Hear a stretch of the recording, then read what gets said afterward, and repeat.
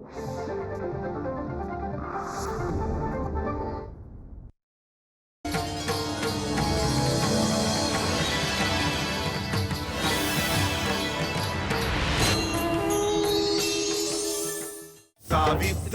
सावित्री सावित्री, या देशाची तू सुकन्या, या मातीची आण. आई सावित्री, स्त्री जातीचा तूच खरा सन्मान. वर्षामागून सरली वर्षे, दुःख न पडले मागे. परंपरेने विणले होते आयुष्याचे धागे. सावित्री सावित्री सावित्री.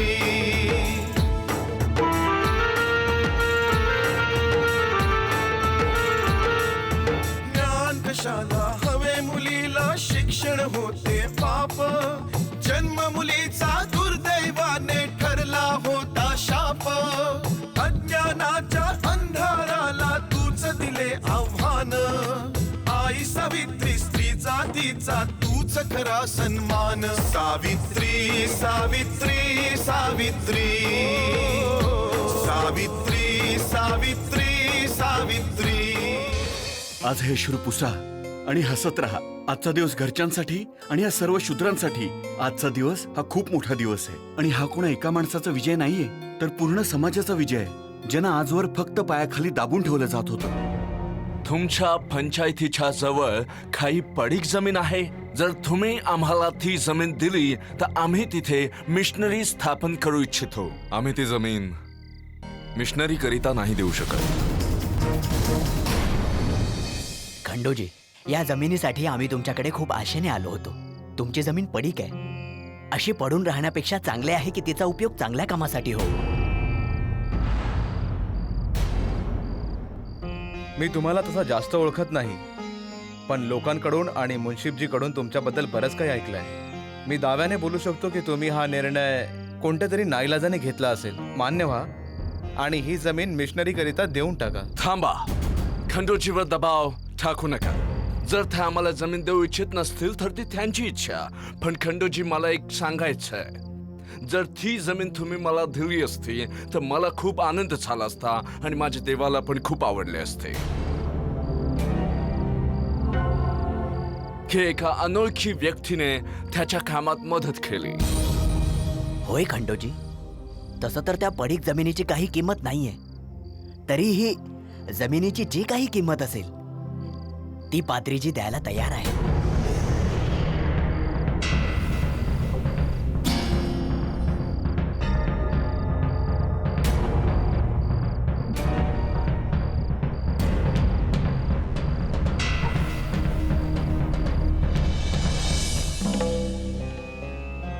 खंडोजीला माझ्या योजनेची माहिती मिळण्याचा तर प्रश्नच येत नाही. मग पोलीस तिथे कशासाठी आले असतील? कदाचित मी प्रतिशोध घेतोय ह्या भीतीने. खंडोजी घाबरून पोलिसांना तर बोलला नसेल. बहुतेक पंतजी छबुरावांसाठी चिंतित आहेत. आता मला तुमचं दुःख पाहवत नाही पंतोजी. मी आत्ताच जाऊन छबुरावांना बोलून आणतो. अहो, खड्ड्यात गेले असे काम जे माणसाच्या जीवावर बेतलं असेल. मूर्खा, मला जरा त्या दरोगाबद्दल विचार करण्याची वेळ दे. मला चिंता होत आहे आणि तू इथे तमाशा करतोय मूर्ख. पंतोजी, महाराजांचा विजय असो. महान पंत परमेश्वरांचा विजय असो. काय झालं छबुराव? आग लागली पंतोजी, आग लागली. अशी भयंकर आग लागलीये. आता बघा, खंडोजीकडे काहीच उरणार नाही. सगळं काही जळून भस्म होईल.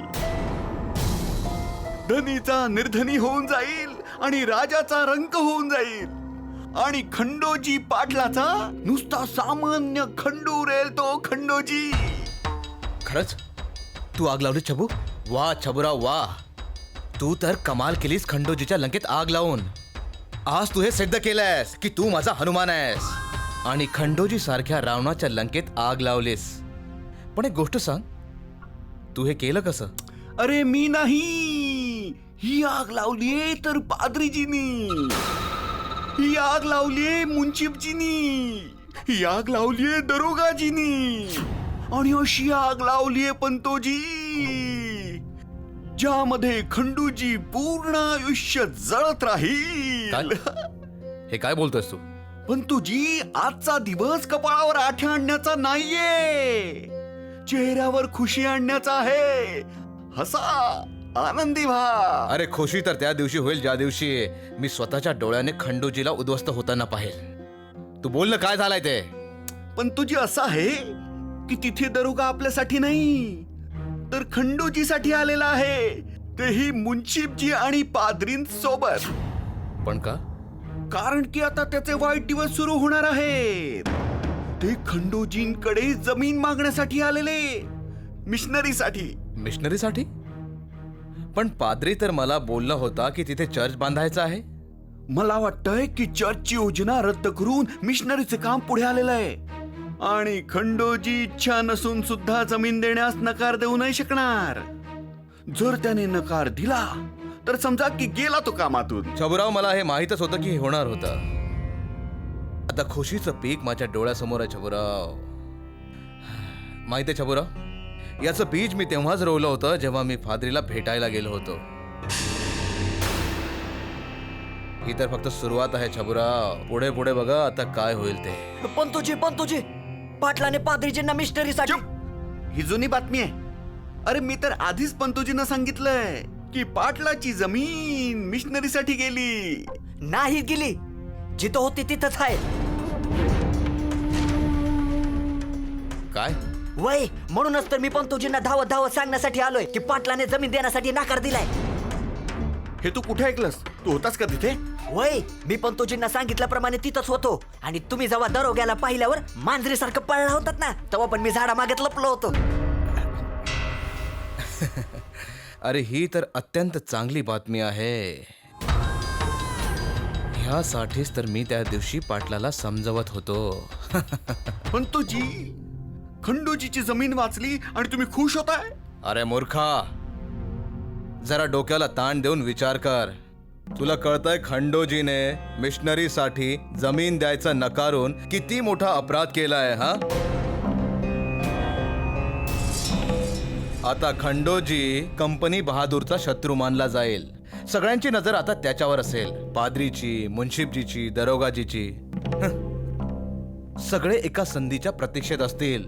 पाद्री आणि कंपनी बहादूरचे बाकीचे कर्मचारी सुद्धा. आता त्याची परिस्थिती खूपच वाईट होईल. ना तो इकडचा राहील ना तिकडचा. म्हणजे इथे तो आपल्याकडून त्रास सहन करेल आणि बाहेर कंपनी सरकारकडून. आणि जर यातून वाचलाच तर श्रीधर त्याला सोडणार नाही. माझ्या बोलण्याचा अर्थ तसा नव्हता. तुम्ही माझं पूर्ण बोलणं ऐकलंच नाही. मी तुम्हाला जमीन देण्यास नकार दिला कारण मी जाणून बुजून मिशनरीसाठी खराब जमीन नाही देऊ शकत. या देशाची परंपरा आहे की आपल्या कुवतीपेक्षा जास्त दान देण्याची. तर मग मी तुच्छ दान का करू? मी मिशनरीसाठी पडीक जमीन का देऊ? चांगली आणि सुपीक जमीन का देऊ नये? पाद्रीजी, या छोट्याशा गावात जिथे मुश्किलीने 60 परिवार राहतात, तिथे मिशनरी बांधण्याचा काय उपयोग, काय बुद्धिमानी? कोणतंही धार्मिक स्थळ अशा ठिकाणी असायला हवं जिथे अधिकाधिक लोक येऊ शकतील. आमची आपल्याला एक विनंती आहे की तुम्ही शिरवलला मिशनरी बांधावी. तिथे आमची बरीच जमीन आहे. त्यातील काही 10 गुंठे जमीन मी मिशनरीसाठी देतो. आणि मिशनरीच्या आवारात झाडं झुडपं बाग बगीचे तर असणारच ना. मग पडीक जमीन कशाला? सुपीक जमीन का नाही? शिरवल तर खूप मोठं गाव आहे. तिथे प्रत्येक रविवारी आठवडा बाजार भरतो, आणि तिथे आजूबाजूच्या गावातून शेकडो लोकही येतात. आणि तिथे जत्रा सुद्धा भरते. पाद्रीजी, खंडोजींनी चांगला सल्ला दिलाय. जर यांना हवं असतं तर ते नायगावमधील पडीक जमीन देऊ शकले असते आणि यातून त्यांनी सुटका करून घेतली असती. पण त्यांनी मनापासून आणि आनंदाने हे दान दिलंय. चांगले होईल जर तुम्ही यावर नीट विचार केलात मी आपल्याबद्दल चुकीचा विचार केला याचा मला खूप खेद आहे. मुन्शीजींनी खरे सांगितले होते, तुमच्यासारखा चांगला माणूस मिळणं खूप कठीण आहे. मी गॉडकडे प्रार्थना करेन की तुम्हास आणि तुमच्या परिवारास सुख शांती लाभो. आणि मी तुम्हाला वचन देतो की मिशनरी सेंटर बांधल्यावर आम्ही तुमच्या नावाची फाटी तिथे लावू, जेणेकरून तिथे येणारा जाणारा प्रत्येकाला समजेल की हे मिशनरी सेंटर कुणा सज्जन माणसामुळे साकार होऊ शकलाय. नको पाद्रीजी, असं नका करू. आमच्या देशाची परंपरा अशी सुद्धा आहे की दान हे नावासाठी केलेले नसावे, नाहीतर ते निष्फळ होते.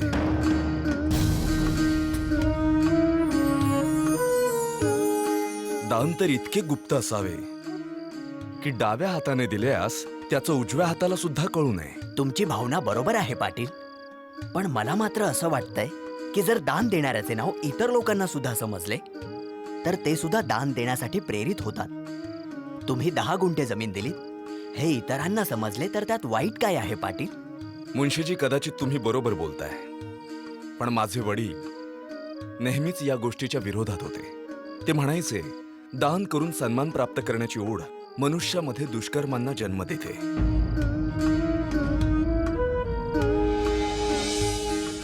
सन्मान प्राप्तीची ओढ मग समाजाची गरज विसरून जाते आणि दान हे सन्मान प्राप्तीचे एक माध्यम बनून राहते. दान आणि सन्मान यांचा काही संबंध नाही. खरे तर दानाचा संबंध सन्मानाशी नसून समाजाच्या गरजेशी. आता तुम्ही सांगा, तुम्ही माझ्याशी व्यापार करण्यासाठी आलात? बघा, मी दान करू इच्छितो, व्यापार नाही. तुमच्या वडिलांचे बोलणे अगदी बरोबर आहे खंडूजी. मीच चुकीचा होतो.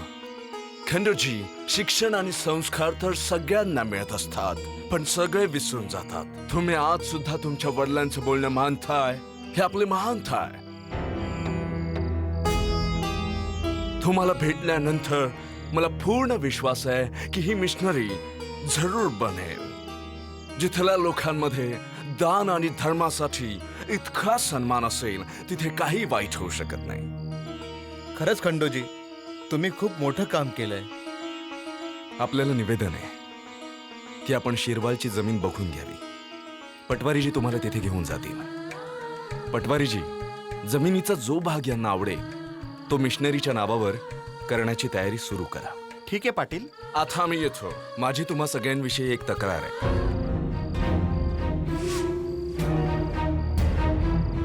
काय झालं खंडोजी?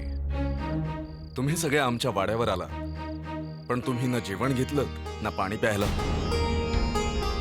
अतिथी असे जावे हे चांगलं नाहीये. आता वेळ कमी आहे खंडोजी, पण आम्ही पुढच्या वेळी आपल्या घरी येऊ तेव्हा नक्कीच जेवून जाऊ. होय खंडूजी, आता आम्हाला घाई आहे. पुढच्या वेळी आम्ही आपला आतिथ्य स्वीकार करू. आता आम्ही निघतो. God bless you.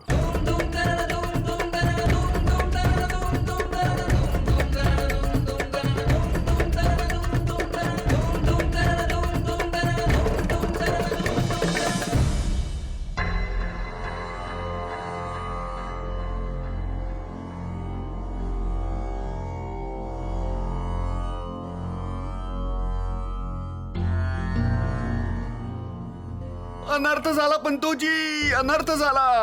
आपली वाट लागली, बर्बाद झालो. काय विचार केला होता आणि काय झालं? सगळं काही नष्ट झालं. काय झालं? तुम्ही एवढे चिंतित का आहात?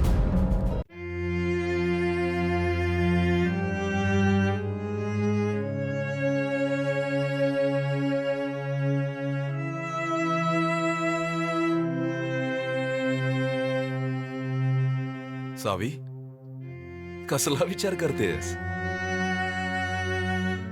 बाबा, आज मला आजोबांची खूप आठवण येते. ते किती चांगल्या चांगल्या गोष्टी सांगायचे ना. ते आपल्यावर किती प्रेम करायचे. बाबा, ते आपल्याला सोडून का निघून गेले? इकडे ये, मी सांगतो. त्यांना देवाने स्वतःकडे बोलवून घेतलं. का? का? जसं तुझं तुझ्या आजोबांवर प्रेम आहे ना, देवाचं सुद्धा तसंच प्रेम आहे. म्हणून त्यांनी त्यांना जवळ बोलवून घेतलं. बाबा, आता मी कोणाला आजोबा म्हणणार? कोणाकडून चांगल्या चांगल्या गोष्टी शिकणार? कोणाच्या कुशीत बसून छान छान गोष्टी ऐकणार? बाबा, आजोबा परत नाही येऊ शकत का? नाही सावी, मी तुला सांगितलं ना, जसं तुझा आजोबांवर प्रेम आहे तसंच देवाचं सुद्धा आहे.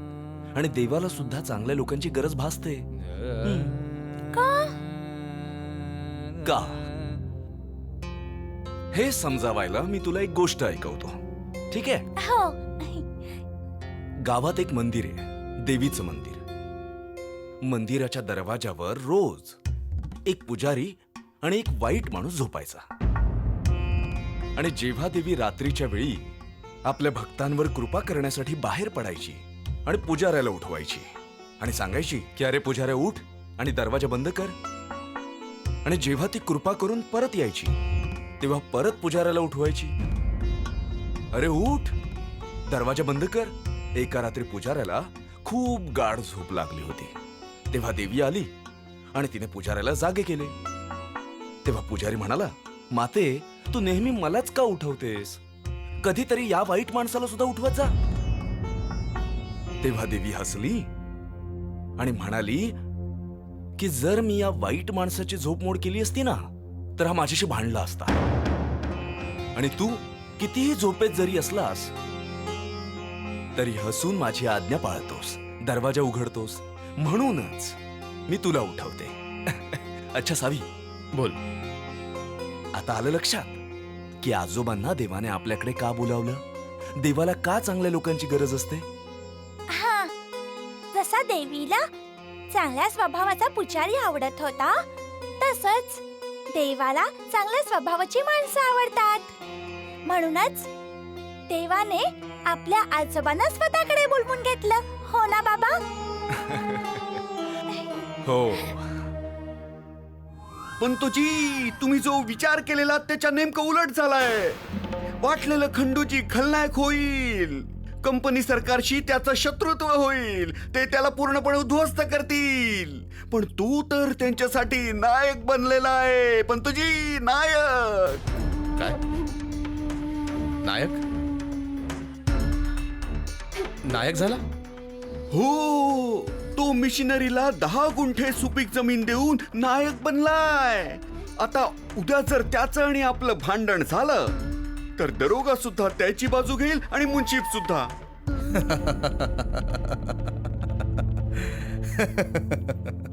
पण तुझी, तुम्ही त्याच्या प्रगतीवर खुश होतात. तुम्ही हे विसरलात का खंडोजी पाटील आपला शत्रू आहे? प्रगती नाही, ही त्याच्या अधोगतीची सुरुवात आहे छबुराव. नायगाव मधील त्याची सिंचित आणि सुपीक जमिनीतील 10 गुंठे तर त्याने दान करून टाकली. ही तर खूप आनंदाची गोष्ट आहे छबुराव, खूप आनंदाची. नाही पण तुझी, मला तर ह्यात कोणतीच आनंदाची गोष्ट दिसत नाहीये. छबुराव, हाच तर फरक आहे तुझ्यात आणि माझ्यात. माझ्याकडे अनुभवाची नजर आहे आणि माझ्या अनुभवाची नजर हे सांगते की ही कंपनी सरकार खंडोजीच्या कानात गोड गोड गोष्टी सांगून हळूहळू त्याचा अंत करणार आहे. तो खंडोजी पाटील एक ना एक दिवस उपाशी मरेल, उपाशी. पण जी जमीन त्याने दान केलीये ती नायगावची नाहीये, शिवरलची आहे, शिवरलची.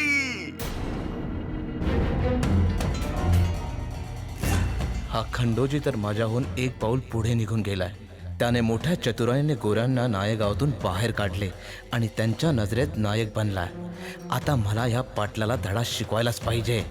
आता काहीही हो, पोलीस येऊ देत किंवा कंपनी बहादूरची सरकार, मी त्या खंडोजीच्या वाड्याला आग लावूनच राहील. जिवंत जाळून टाकेन सगळ्यांना. पण तुझी, तुम्हीच म्हणता ना, काम असं करावं की साप मारला जाईल आणि काठी सुद्धा तुटणार नाही. मग आपण असं काम का करावं ज्यात आपण अडकण्याचा धोका आहे? एखादी चांगली संधी येऊ द्या, मग आपण. छबुराव, संधी शोधण्याचा वेळ नाहीये माझ्याकडे. आजवर या गावात तेच घडायचं जी माझी इच्छा होती. पण ह्या पाटलाच्या मुलीने आमचे निर्णय धुडकावून गावाच्या सभेत अभयदान मिळवलंय. आम्ही स्वतःच्या नजरेतून उतरलो आहोत.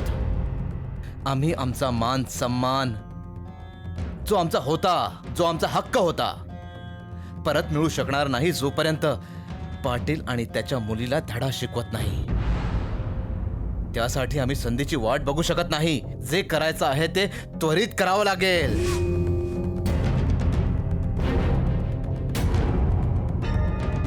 छबुराव, या वर्षी पाऊस कमी पडलाय ना? आता उपाय मिळाला समजा. असा उपाय मिळाला आहे की पाटील आणि त्याचा परिवारच नाही तर या गावाचे सगळे शूद्र आपल्या पाया पडून स्वतःच्या आयुष्याची भीक मागतील. पण उपाय काय आहे पंतोजी? जर पाऊस पडला नसेल तर पीकही आलं नसेल, मग हे शूद्र कर कसा देतील? हं? पाऊस पडो वा ना पडो, पीक येवो अथवा ना येवो, पण हा पंत मात्र आपला हिस्सा घेऊनच राहील. छबुराव, ह्या वेळी या शूद्रांकडून असा कर वसूल करून घ्या की त्यांना पळता भुई थोडी होईल. छबुराव, ह्यावेळी अशी वसुली करा की जी गेल्या वर्षी झाली नव्हती. मला या शूद्रांना ह्याची जाण करून द्यायची आहे की खंडोजीची साथ देऊन हे डोकं तर वर करू शकतात, पण जगण्यासाठी त्यांना ह्या पंथाचे तळवे चाटावे लागणार आहेत.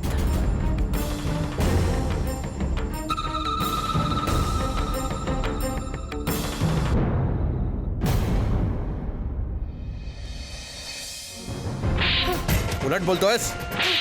मला उलट बोलतोयस? उलट बोलतोयस? हो बोलणार, कारण तुम्ही खोटारडे आहात. काय?